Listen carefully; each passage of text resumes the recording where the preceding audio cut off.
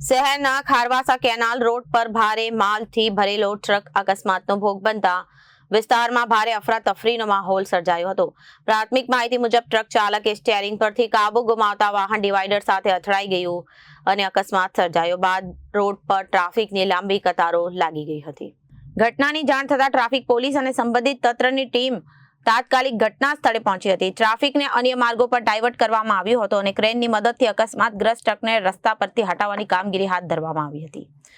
અકસ્માતમાં ટ્રકના આગળના ભાગને ભારે નુકસાન પહોંચ્યું હતું। ઘટનામાં કોઈ જાનહાનિ થઈ છે કે નહીં અને ઈજાગ્રસ્તોની સંખ્યા અંગે સત્તાવાર માહિતી હજુ સુધી જાહેર કરવામાં આવી નથી।